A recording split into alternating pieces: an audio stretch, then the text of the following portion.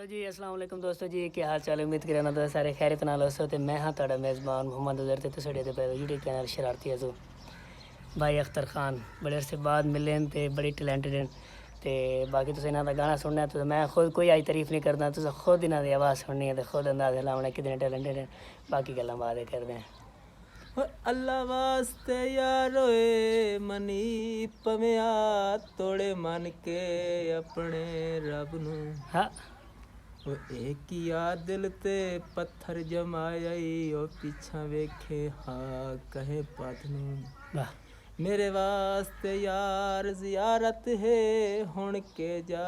करना है हज नू वाह ते जेड़ी तैनू मिन्नत रियाज करे ओ भी करहा बेलिया कर हाँ खाला वाए पव्या मिन्नत करे ना हाँ या कद भी ढे जय पवया